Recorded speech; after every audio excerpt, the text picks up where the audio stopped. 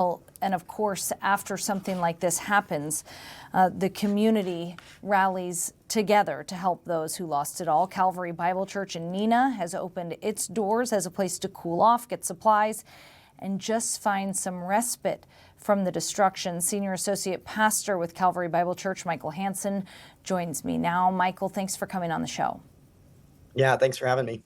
First of all, how are you all doing? How is the community doing today?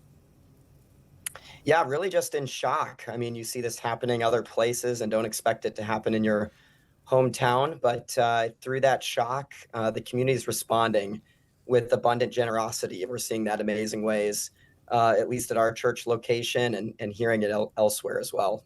Yeah, it truly is amazing to see the community come together after tragedy. What are the needs that exist in that community right now? I just mentioned more than 10,000 homes, of course, are still without power. But what are the needs beyond the need to get a little break in the air conditioning?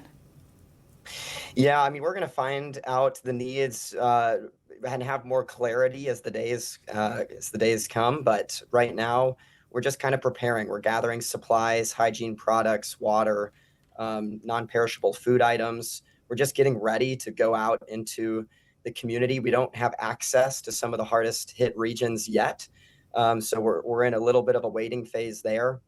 But then there are a number of churches in our area that are helping provide shelter and are partnering with some of the disaster relief agencies that are making their way to our area.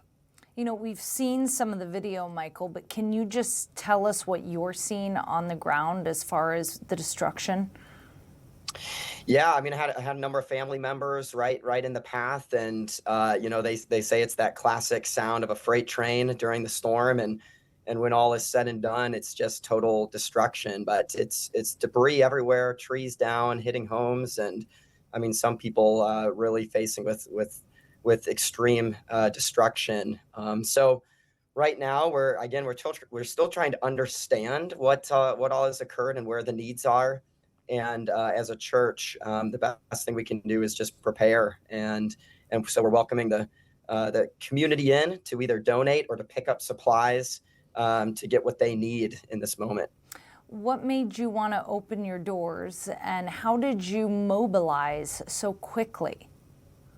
Yeah, I love that question. I mean, what made us want to open the doors? We're a community of believers in Jesus Christ here, and that's what Jesus would have done. And so we're trying to follow his example and just show people the hope and love that Jesus offers.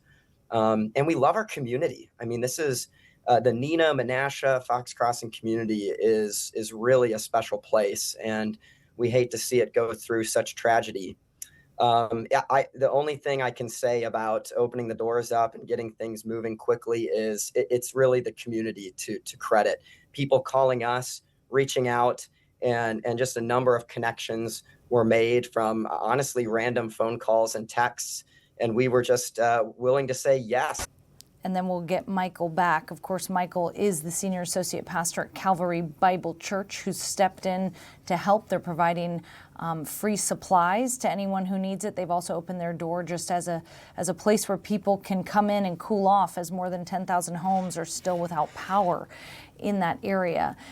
Michael, now that I have you back, do you know of any parishioners at your church who have been impacted beyond losing power? I mean, you know, we know that businesses were destroyed. We know homes were destroyed. Do you know if any of your parishioners were some of those victims? Yeah, I mean, thankfully, our church community physically safe, so no significant injuries. We do have a few congregants that have substantial damage to their homes. It's not livable. We even have a few people who we can't get access to right now and are attempting to reach. So still, you know, a very active situation and trying to assess how people are doing. We've got a team of our congregation that are simply just making calls to as many congregants in that area to check in and see how they're doing, and trying to get teams to people where we can to clear the rubble and make sure they're okay. So many people can feel helpless in these situations. If people watching want to help, where do you suggest they go? Yeah, a number of places. Number one, if you need shelter, Christ the Rock is church is the place to go. If you're looking to help, come bring donations to our church. We're open throughout the week, receiving water and hygiene items and food. Also, things just like bins, so people can collect their personal belongings. If you're looking to donate funds, I also recommend Appleton Alliance Church is hosting Samaritan's Purse. That's a great place to donate. They're going to do great work here.